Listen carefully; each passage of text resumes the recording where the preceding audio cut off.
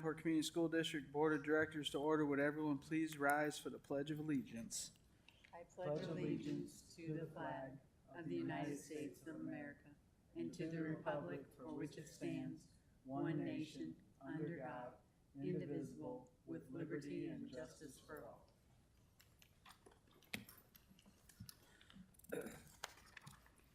All right, we have one topic we're going to discuss tonight. That is post-secondary readiness. I will turn it over to the superintendent. Diane has brought a team here today. So Diane, if you wouldn't mind doing some introductions, and as always, thank you so much for your hard work putting this presentation together. I'll turn it over to Diane.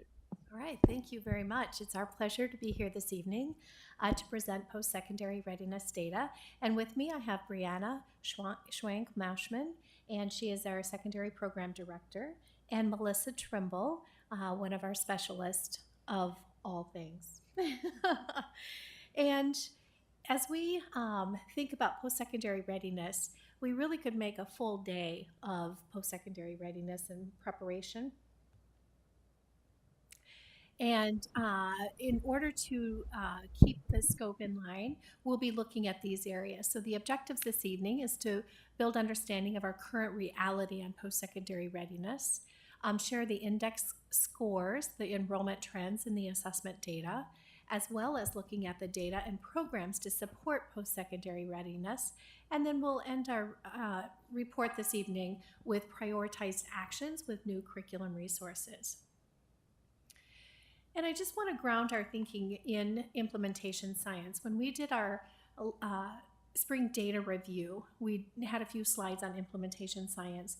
And just reminding any implementation that we have, we need to make sure that we have that training that's included, coaching and mentoring, protected time for collaboration, fidelity and monitoring, and queuing systems. So even with our post-secondary data, any actions that we have attached to that through our implementation plans, we'll want to make sure that we have these 5 essential elements to address implementation science so that we know we're doing the actions with fidelity.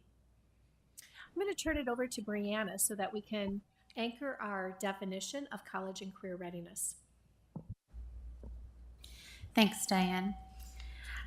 When we think about college and career readiness or post-secondary readiness, we think about what is life like after high school. And we want to think about that in terms of 4 different buckets. I'm sorry that it's kind of giving feedback. Try a different microphone.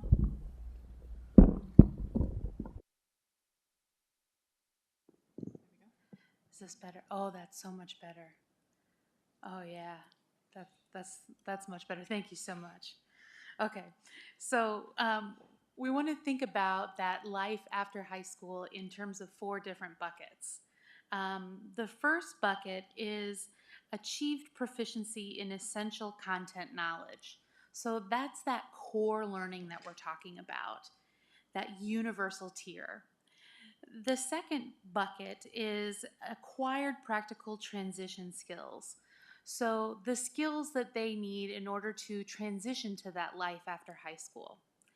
The third is developed key learning skills and cognitive strategies, the ability to think through things in that adult life, the ability to utilize the learning process and the problem-solving process. And then the last area is a strong foundation of self-understanding and engagement strategies. So that's a combination of both social and emotional and behavioral health and engagement strategies, ways to both engage with content and learning, but also with the world around them. So that is a complete picture of how we define college and career readiness. When Iowa puts together their post-secondary readiness index, they include several data points from lots of different data measurement tools. That includes the Iowa Department of Education, the Iowa Board of Regents, the Iowa Workforce Development, and the National Student Clearinghouse. It helps us to understand a holistic picture about whether or not a student is going to be successful after high school. One of the pictures that you can see helps us to see that the students taking the ACTs or SATs, students who take college level coursework, and students who are looking at CTE concentrations. Those are just 3 different snapshots that help us to think about post-secondary readiness. Those come from some of those databases that I mentioned earlier, but throughout this presentation, you're going to hear data that comes from all of those places, which is part of what makes up the Post-Secondary Readiness Index. And I'd like to just highlight on this particular slide that we do have 66% of our students, which remain the same, of students who took college level coursework. And it stayed the same for 2022 and 2023, which is 2/3 of students who take courses. And if we correlate this with the grades that they're earning, if students are earning C's, that's still not showing college and career readiness. So what this indicator is the input versus the output. So the input is the percent of students that are taking those college level courses. The output would be the grades that they're getting.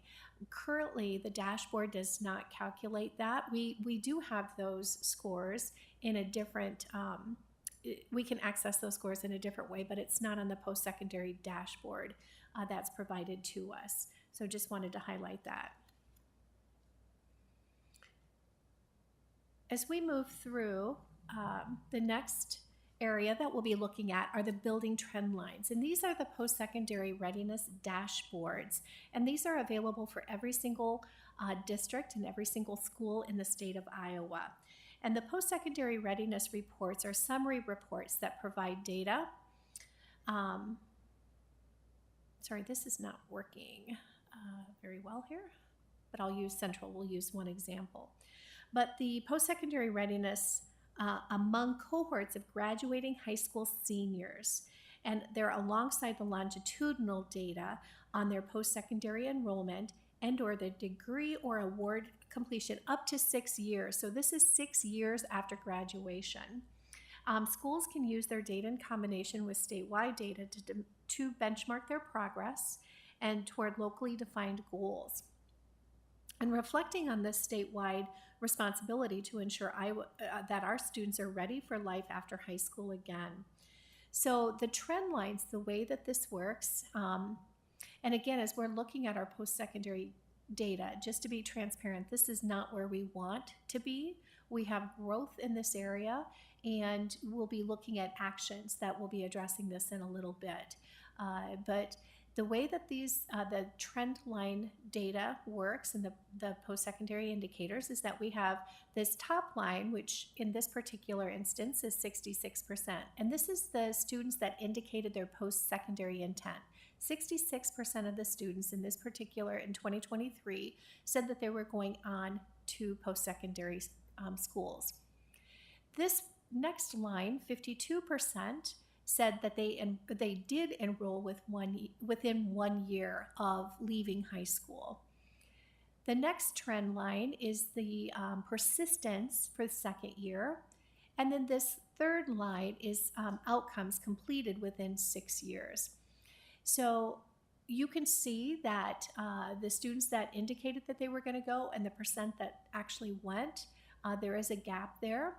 And then the ones that persisted from year 1 to 2, there's also a gap when you look between that and the students who said that they were going to go. It really is our job, our responsibility to close this for all students, to ensure that when a student is identifying that they are post-secondary, intending to go to post-secondary, that they have the skills and the resources available to be able to do that. Right now, the dashboards are listed by high school, so that's why you see each building having their own. It's not calculated as a district across the board.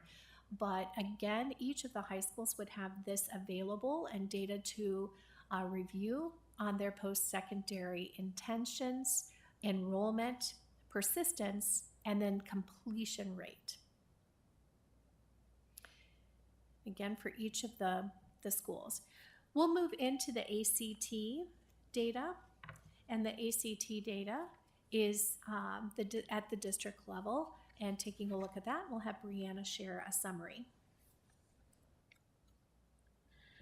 So the ACT is, of course, a test that helps students qualify for college admission. And usually it's taken by juniors or seniors. And we have 3 years of data for you to look at here.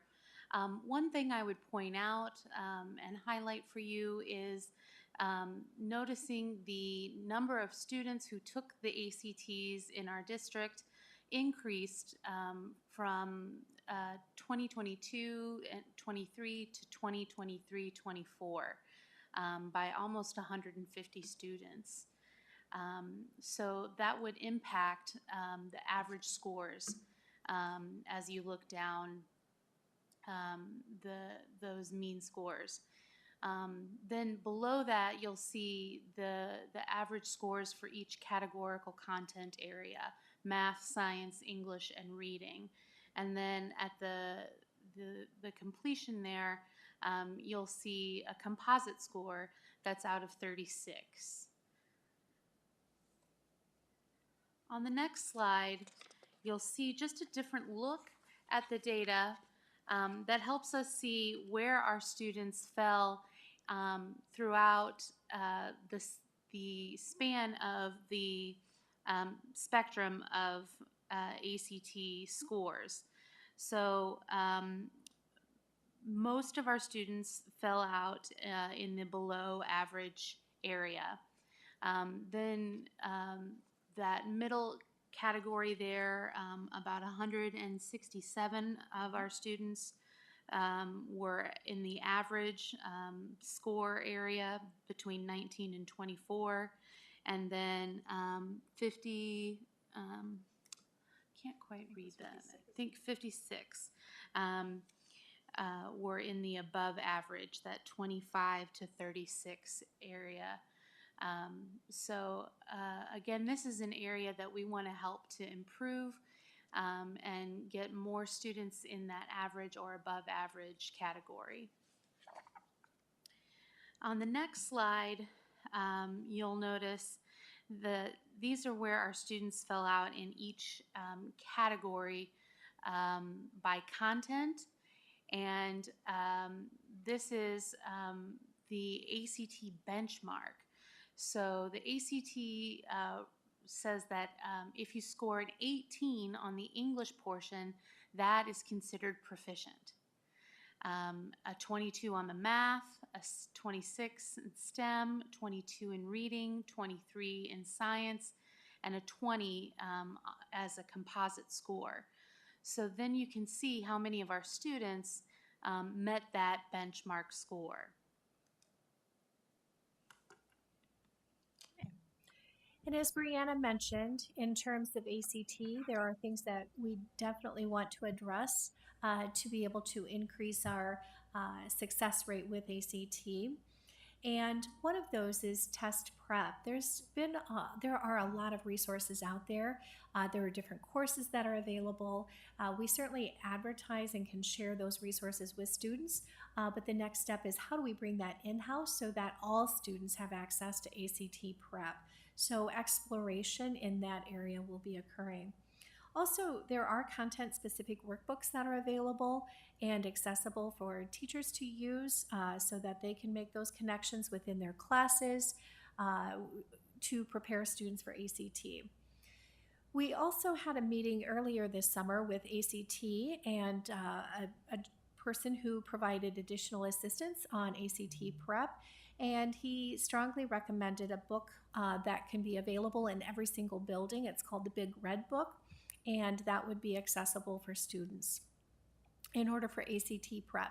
And then another step within this area would be for our curriculum specialists to come together, meet with ACT, take a look at the standards of ACT, and then align that within what our curriculum currently says and what we're including, and anything that we need to double down on, so that we're anchoring our curriculum and our resources and our instruction with the ACT standards. And that's about a half day overview and presentation that'll occur, and then some work to do that alignment of ACT with ACT standards with our current courses. So those are just a few things within that area of ACT.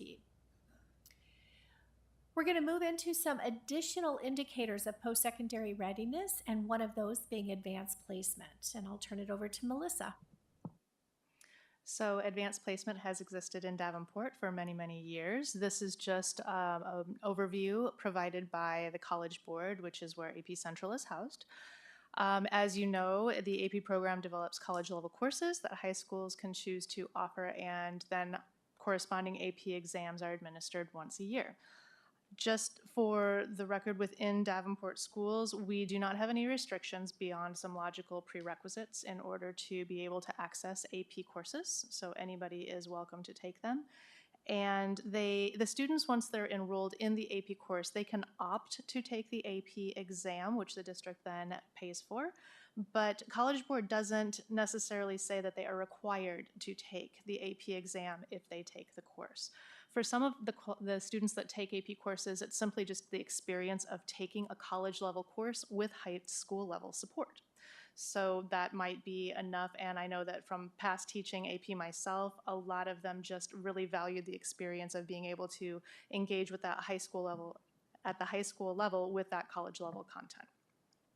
Additionally, to prepare for that test, we do have a lot of our courses that are synced with an AP test prep book that the students then purchase, and the course then works forward where the students and the teachers are accessing that AP test prep book simultaneously along with the course content to best prepare the students.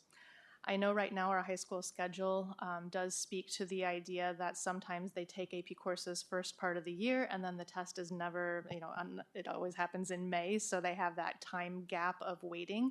We do have those MTSS times built in for the remainder of the year where students can go in and work with those AP teachers to be able to minimize the learning loss or possibly take care of some topics that they didn't have time to in the time frame of the course. So we do have that, and it is definitely a lens we are looking at as we look forward to our high school schedule improvements, to be able to say how are we going to keep AP so that the time from when they take the course and take the test is minimized as much as possible.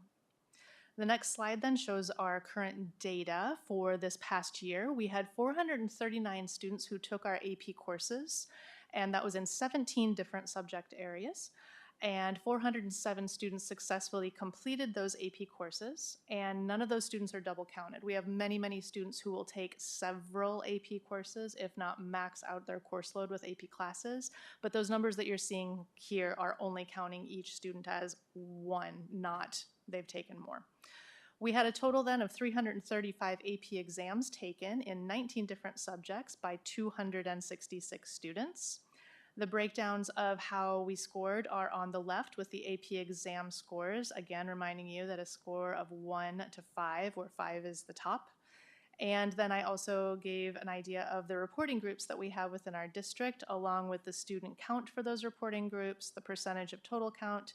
And what I find most interesting is if you look at the majority of the mean scores where there's more than one student in the count, those mean scores actually are really close together, with the top notch going to our demographic of 2 or more races, which I thought was an interesting find to be able to report out on.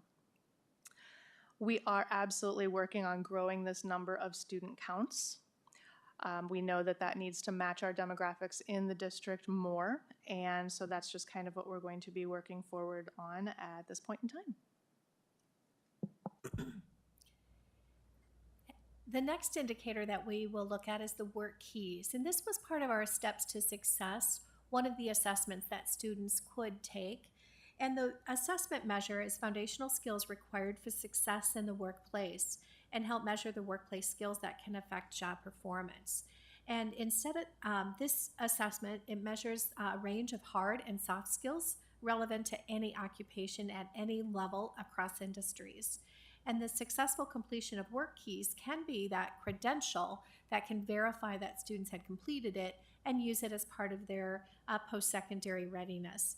And the skills found to be most essential across industries and occupations.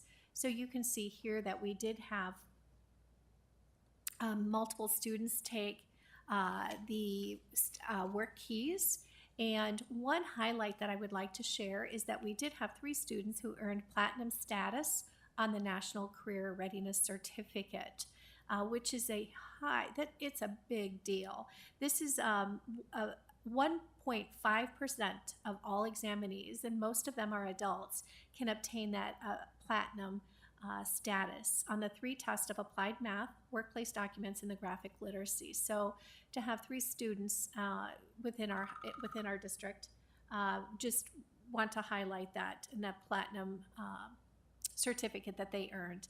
And so more to come on work keys, just another way that we're ensuring post-secondary readiness. Also want to share FAFSA completion, and Brianna's going to share a couple highlights from our FAFSA. Iowa is unique in that they are the only state in the country that actually shares this data with high schools. So in order to capitalize on this data, high schools can look at this as another indicator for whether or not students are preparing for that post-secondary college readiness. And as you look at our high schools, it's provided by each building, not as a district. You can see whether or not our students started the FAFSA, whether or not they completed it, whether or not they filed it, and whether or not they completed and finalized it, which means they completed and actually submitted it.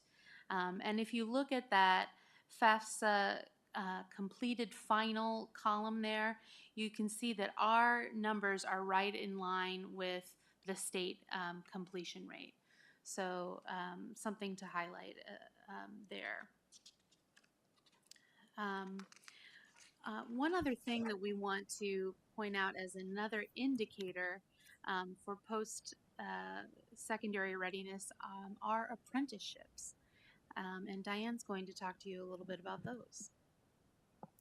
Okay, and this slide happens to be an outline or a highlight of the state of Iowa and the apprenticeships and high school graduates who participated in the registered apprenticeships in the fall right after high school graduation. This next slide is a summary of our work-based learning experiences. So you can see that really college and career readiness is a continuum from pre-K-12. There are dedicated intentional activities and experiences that students have to prepare them for college and career. And those in-class experiences are really important, and we do track those over time, and you can see in the 23-24 the significant jump that has been made on intentionally helping students plan and prepare for college and career readiness. The off-campus experiences in junior high and high school, which includes tours, career immersion, and interactive career activities, you can see those far exceeded what our goal was. And then in the last 2 columns, we have job shadows and then documented internships and apprenticeships. And more to come. We anticipate that the job shadows are going to skyrocket this fall, and very excited again, helping students make connections out in the community. And I want to also highlight a connection with the district and career and academic plan. We did a presentation last year on DCAP, and all of this work is also, that's where all of this lives, is within our district and career academic plan.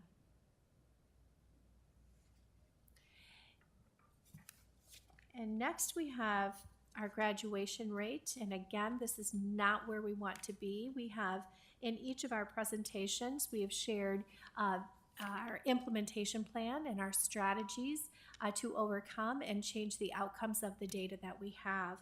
And we know that as we work as a system and aligning our resources and being intentional about our North Star, we know that we can make an impact and change the outcomes that we're looking at today.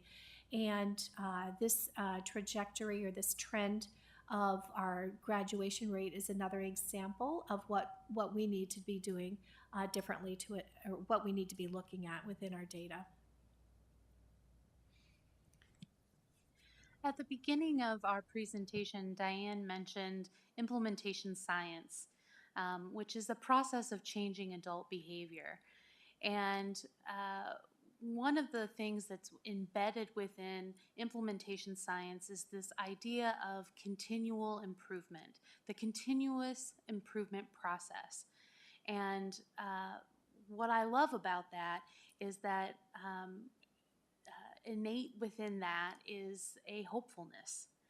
And when we think about taking our next steps, how do we look at this data and then think about what comes next? I think the first thing is you have to believe that things can get better. And I think with the team that we have, everyone around the table truly believes that. And when we take those next actions, it is an all hands on deck situation, and that really gives me a lot of excitement. Some of the actions that we are planning to take that will move us forward in these areas are increasing rigor at our universal tier. Looking at the Iowa core standards and making sure that we have alignment in the pre-K 12 system, because post-secondary readiness and college and career readiness is not just a high school problem, it is something that we all own, and everyone contributes to. We're looking at ways to improve attendance. We are doubling down on social and emotional learning and making sure all of our students feel welcome, safe, and secure in our buildings. We're looking at our Gear Up program, dual enrollment, work-based learning, job shadowing, apprenticeships, and Diane mentioned the Steps to Success program. We're also looking at making changes to our high school schedule that will help us better serve our students and meet their needs. We are looking at a myriad of ways to serve our students and move these data points forward. And it's a really exciting time to be at Davenport.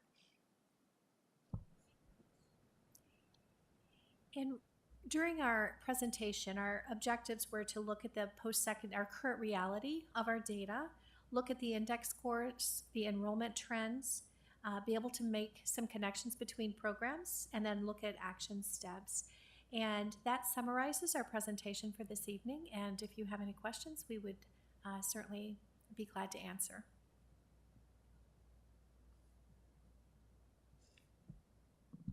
Director Hayes. Thank you. Melissa, you had mentioned the students have the ability to purchase books. Is there any provision made for those that can't afford them? Is it a reasonable rate? Absolutely. What we do is we assign that fee to the students. So if they're unable to do so, then the building will pick up the cost for those students. Okay, thank you. For the juniors that were 1 to 18 below, are they given the opportunity in their senior year to retake? And if they do they pay for the retake? ACT you can take as many times as you want. And so we, as a junior, they have the ability to take it and have the option to, and then they can retake it again their junior year at a different testing site or their senior year. And for pay, we certainly have ways to support that if they need financial assistance, absolutely. Mm-hmm.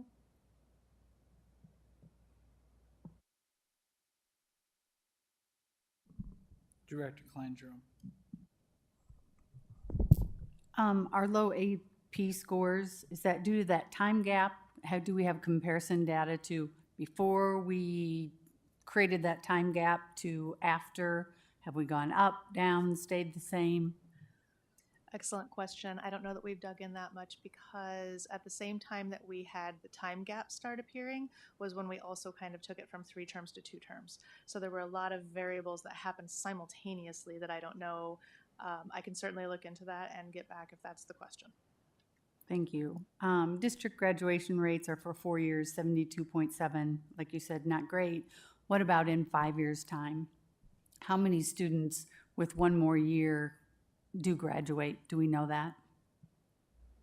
We certainly can get that number. That 5-year graduation rate for Davenport in particular does increase, and I will find that for you as we're even here this evening. Thank you. Mhm. I will say that the Iowa School Performance Profile is looking at different changing their indicators and moving back to just a 4-year graduation rate as opposed to right now it's a 4-year and a 5-year. But we'll always track that 5-year trend too. Director Barnes. I also have a question related to the AP scoring, and I'm curious about sort of the funnel. I was trying to keep track of all the numbers, 439, but taking multiple of 407, completing, then 336, taking an exam or exam scores, and then the 262. I guess what I'm curious about is who is taking the AP exams? Because if we're looking at the scores, I'm wondering if it is the most ambitious, strongest students who are actually taking the AP exams, or if we have the middle tier and the better students are just simply taking the AP course to get that experience, because that is something that could move that metric, and I think would be worth exploring there. So it would be at least helpful for me if we've decided that that's a metric that matters. And I'm not absolutely convinced that the AP score is a metric that matters, but if we're going to say that that matters and other people are going to assess that it matters, it would be good to know who is taking that exam. That's the first question that I have.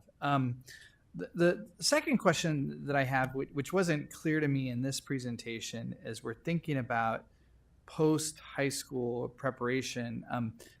I guess there are three buckets or post-high school graduation success. The military, college, either 2-year or 4-year, and then CTE.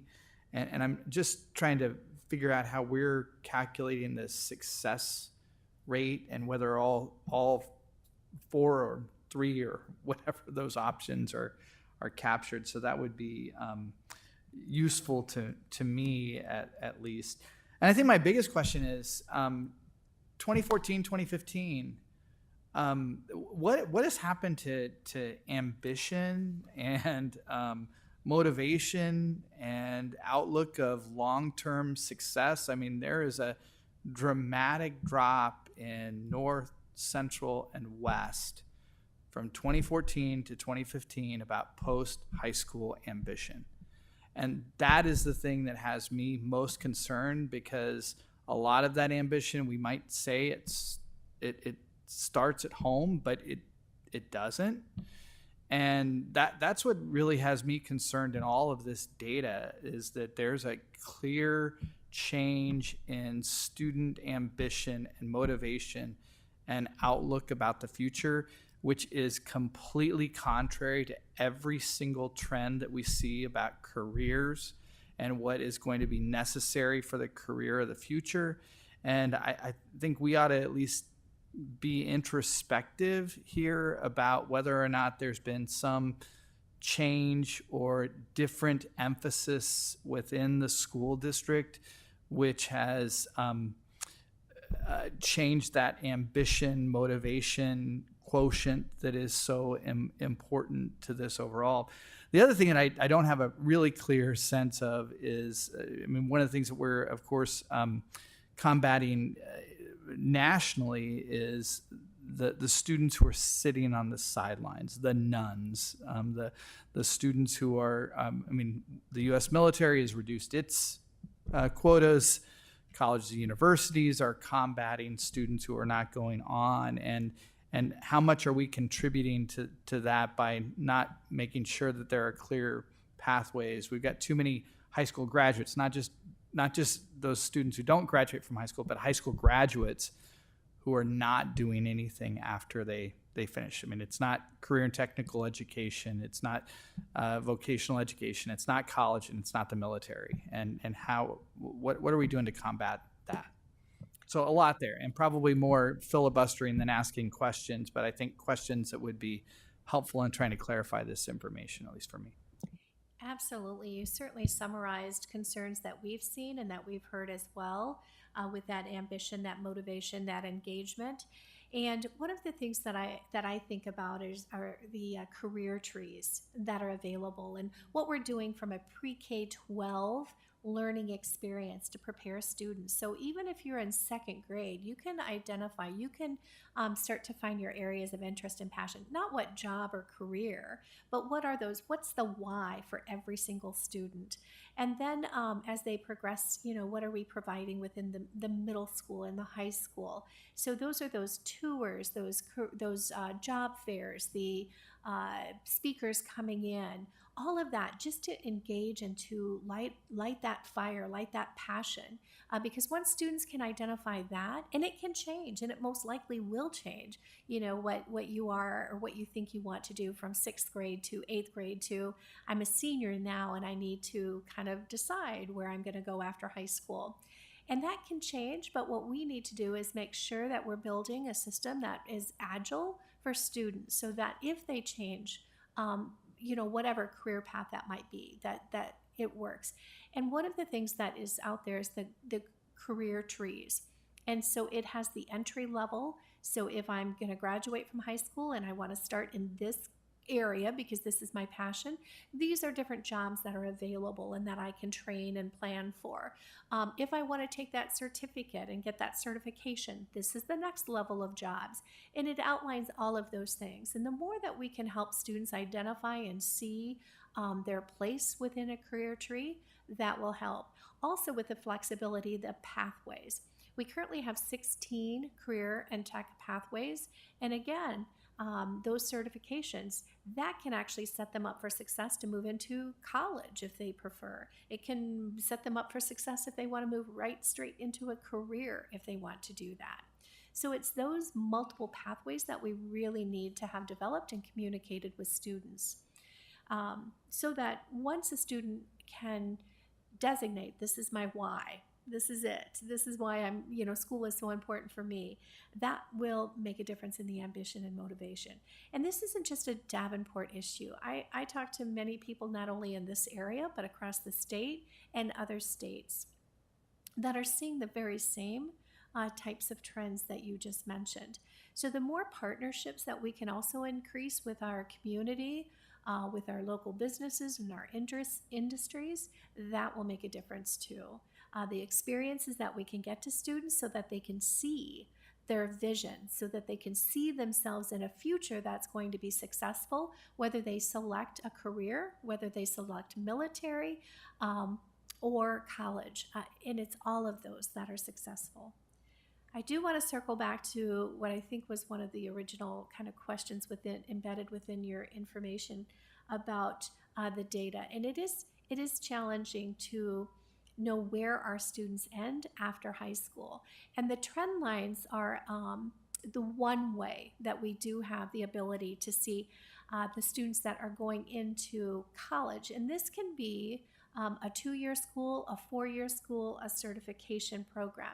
Does not include military. There's been a lot of work behind the scenes to try to get military, but we cannot get that information and that data right now. So this definitely will lead us to our college. We can get separate data on military. And then for our CTE, those are our CTE concentrator data pieces, the students going in maybe more for the career tech area.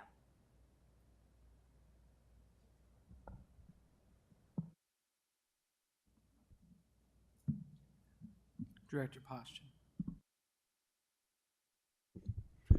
When you look at slide 7, and that's just that happens to be Central High School post-secondary intent, there's a drop from 82% to 63%. Or is that due to COVID possibly?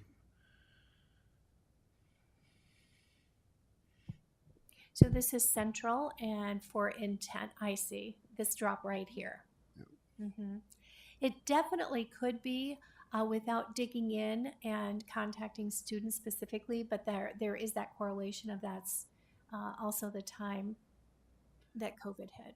Then on that same slide, it talks about 17% of the students enrolled in college had to take either English or math course, remedial English or math course. So what is that telling us about our curriculum? That is an excellent question, and that was one of the reasons. That is a data point that we definitely want to monitor, and it is an indicator of what we need what we need to be looking at differently with our curriculum. Also, the instruction and the assessment pieces within it, and how do we gauge according to students that are in the seats right now, so that we can reduce the number of students needing those remedial courses. Because it does become a financial thing for students too. If they have to take a remedial course and they're not able to take the course that they need, it is a setback. So we definitely want to incur, and that's where when Brianna was talking about the next steps, ensuring that we have rigor at grade level expectations. And that's how important that is, so that students are leaving prepared and not having to take remedial courses. And this is a question I ask all the time, but where do you think attendance is involved here as far as some of these numbers here? Is there any way of knowing that? Probably not. So to untangle all of that is very challenging. With that said, we know that it's all interrelated, and you can't talk about post-secondary success without talking about attendance. We can't talk about our ISAS data without talking about attendance. And so we are just finishing up a day today with all of our BSAT teams. We had over 225, 230 leadership teams working together, learning about implementation science, looking at all the interrelationships of the work that we're doing, and then going into their implementation plans in the building. And I know that at the buildings that I was touching base with, attendance is on their radar, and attendance is a goal area too. So it definitely is there. It's obviously, if students aren't in the seats, they're not getting the information that they need. Thank you. Mm-hmm. Superintendent Schneider. This is an indicator of our system, the overall health of our system.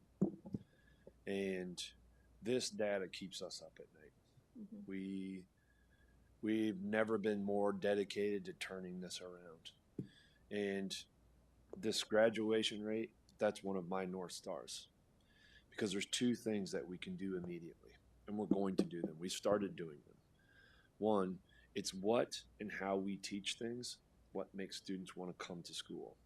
And is what we are teaching attached to what we're being assessed to? That's exactly what you guys are talking about in moving forward with our curriculum design. Mm-hmm. We haven't purchased a textbook in how long at our secondary schools? Or a resource, and we just re-upped on our resources. So there's some of those nuts and bolts. Also, when you talk about you got to come to school, and then you have to do the work. So what we said we're going to teach, that's connected to the standards, our students have to do it. And that's the other component. That's the low-hanging fruit. The long game is we want our classes so engaging. We want every single one of our students with a +1. That's the direction that we're going. Because these indicators are not acceptable, and there isn't anybody sitting around this table that thinks they are. And we are foot on the gas going to improve these things in all of those key areas. One of the analogies we talk about is that we have to figure out why there's so many the river analogy. Why are there so many babies in the river, but then keep scooping the babies out of the river? And that's exactly what we're doing right now. And our high schools have been working on this issue.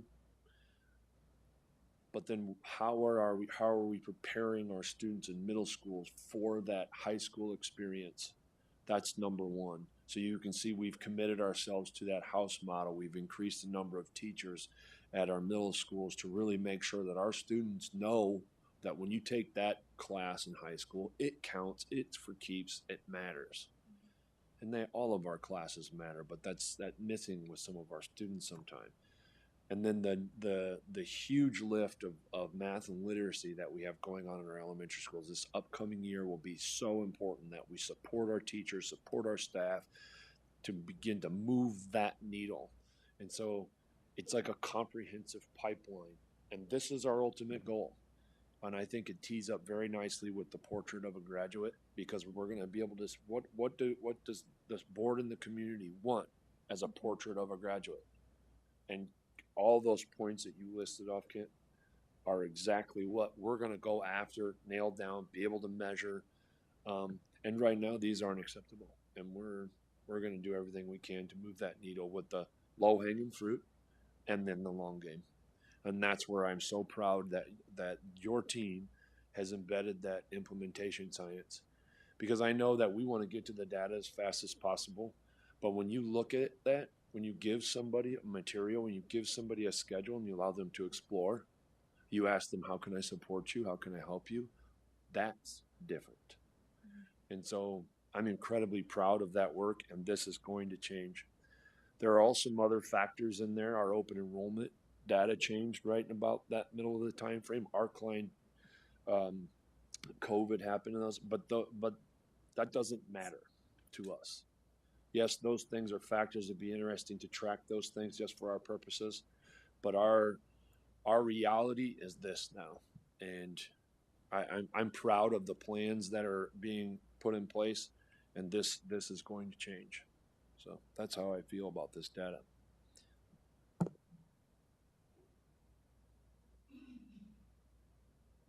Director Poston. You know, along with that, we have to create a whole different culture in our classroom. And we talk about engaging our students. Okay. So how do we engage our students? Well, number one, take their cell phone away from them. How do you engage a student in a classroom when they're looking at their cell phone the whole time? So, whether we've poured millions of dollars into curriculum, and yet these students aren't engaged. What do we need to do different? So the culture has to change. Those students need to know that when they're in that classroom, they're there to learn. That's number one. They're there to learn. I don't know if there's anything that we can hold over their heads to accomplish that, but it's definitely got to change. And I think we have to, and we are giving as much support to the teachers so that they can accomplish that and be able to teach those students.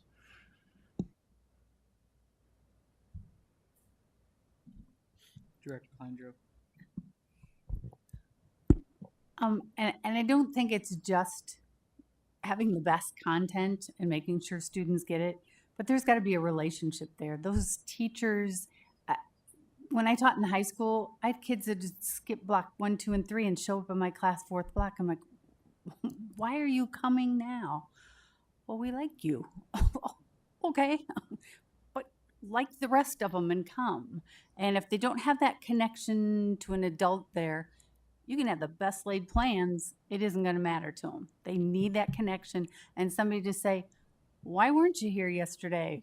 You need to be here, and encourage them to be there. That relationship is a big part of why they're there with their butts in the seat.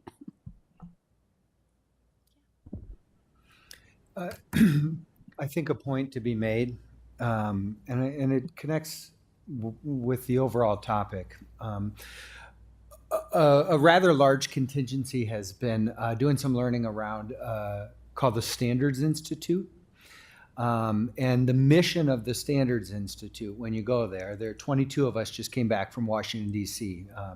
Myself, people from West High School, Mid-City, from teachers to admin. The mission is disrupting predictable outcomes for our, and I don't know if it's for our students who need it the most, but like this, like these predictable outcomes where like we're not seeing the needle move. And what they call it is they have a GLEAM hypothesis, GLEAM, G-L, meaning grade level. And that's when we go back to Diane talking about having the right materials in their hand. The E is engaging. And I think when we hear engaging instruction, we start thinking about like doing songs and dances to really entertain students. But they talk about, no, is it engaging to them? Like, are there points of engagement? Like, hey, at this point, right now we're gonna open up and you're gonna turn to your partner and you guys are going to. So like, when you are planning your instruction, not like how funny or interesting are you, but are there intentional points of engagement? And that's when we start saying, and are you doing that in a way where it connects with the introvert and the extrovert and the person that likes groups and the person? So that's where we start planning our engagement. So we have the grade level. You got to make sure it's engaging. The A is affirming, and that's when we were going through our curricular resources, we were saying, does this look like the students? Do the stories that they tell reflect like their history and their context? So that's that affirming, and then the M is meaningful. And when we were out there in DC, I was thinking about our instructor was this career teacher from the Bronx, and he was like, "That's like, hey, Mr. Schneckloth, why we gotta do this?" He's like, is it meaningful? He's like, is it meaningful? Like when your kids look at you and say, why we got to do this? Is it meaningful? And if we don't have GLEAM instruction, it's not going to engage our kids. And so there's this whole framework, and how can we start moving in that direction? So when we say, is it engaging, and are we planning to the point that once those cell phones do go away, the kids aren't saying, why would I put my phone away? Like, all you're doing is talking at me. So we also have to have that GLEAM instruction in order to get us to this place. And so that's where engaging come from, is a framework that we can all apply to, whether you're in a library or in a CTE course or in a higher level AP course, is GLEAM instruction. I just wanted to add that in, please.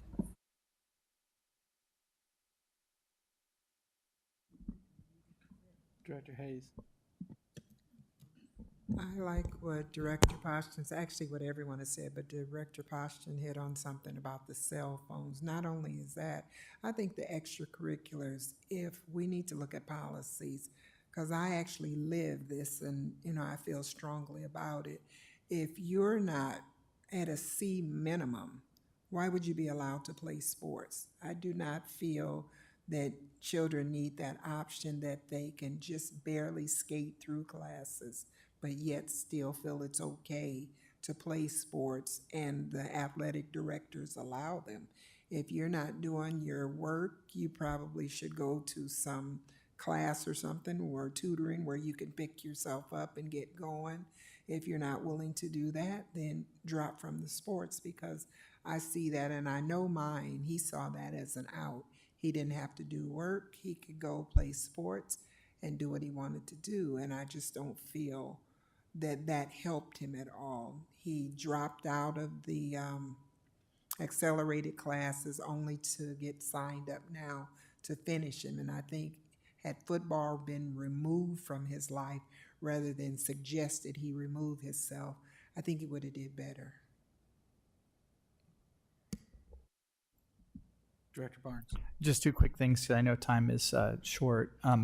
One, I do think that we probably have an obligation as a school district to think a little bit beyond a student's individual passion and make sure that we're also focused on things that are practical. You ask any teen today and they want to be an influencer. And that is not practical. We have to move beyond just asking about passion and focus on those things that are going to lead to the most successful outcomes. That's one thing. The second thing that I would just encourage us to think about, because I know that this is a conversation that focuses a lot on 2-year and 4-year colleges.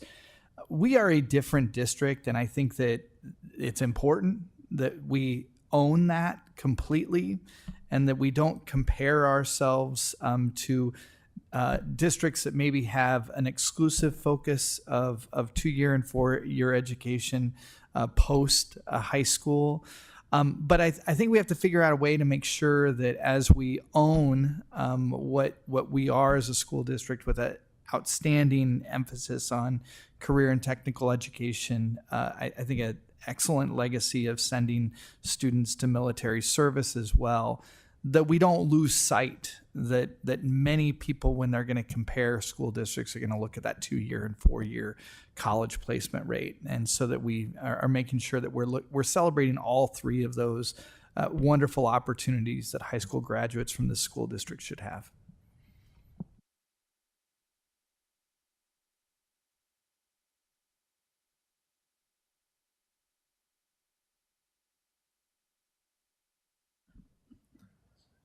I have a couple questions quick. How do we track the students once they leave here? Is it as soon as they ask for their high school transcripts, something gets initiated, and that's how you follow the student? You know where they're going to or whatever? So every senior fills out a card of their intention, and so the information is gathered at that time, and then a year follow up comes through these trend lines. So then we know who is enrolled in a 2-year, a 4-year, or a certificate program, and then it's just deduction from there. But do we know what careers? If a student graduated from high school and went straight into a job, do we know where they're at that point? A year later, we don't. Okay. Just a suggestion, because they got to have their high school transcripts, right? I would say we as a district should offer to send that on to wherever they're going to, and that's a way to get that in. I know my son called twice for his, and they just gave it to him rather than ask where he was going to or anything. So I think that would help out a lot too. And the other thing, attendance is a huge thing. When we take in apprentices, the very first thing we look at is your attendance record. Because if you can't show up to school, you're not showing up to the job. And you know how many kids fail out the first year because they can't make it to work. And you have to have reliable help. It's not just trades, industry and everything like that. And I don't know if it's when they start on these career paths to get to talk to folks about, hey, you got to show up. I spend more time talking to apprentices of all different trades and industries about that. You have to show up. You have to be there. That paycheck is nice, and so are those benefits, but you got to earn them. 8 for 8. So that's a huge thing for us. And then my last question is, when you talk about apprenticeships, is that just whoever has an apprenticeship? Is that a Department of Labor apprenticeship? Or what do you all mean when you use the term apprenticeship? That is a great question, and I'll get back to you. Okay. As far as the specific definition of the 19 students that are accounted for in that apprenticeship piece. Okay. Perfect. Director Barnes. I do think that you can verify where a high school student is enrolled in a secondary education institution through the National Clearinghouse. So those actually should be verified enrollments that are done by the post-secondary institution. I think that's how you're getting this data. It's through the National Clearinghouse. So colleges and universities have to report that nationwide. So it's actually probably the most formal and authentic way to understand the post-enrollment trends. And we do have every single student. So there is a massive spreadsheet that shows here's where they are, here's where they enrolled, and whether they went and persisted for the second year. So we get those every single year by student. So we do have that information. And then this is a summary of that information, that second line. So 52% at Central enrolled. And so those are on the Iowa School or on the post-secondary readiness dashboards. That's where these trend lines are. Perfect, thank you. All right, with that, thank you very much for your presentation. Greatly appreciate it. Director Potts, I would entertain a motion to adjourn. So moved. Is there a second? Second. All motions been made and seconded to adjourn. All those in favor say aye. Aye. Any opposed, same sign. Ayes have it, motion carries, meeting adjourned.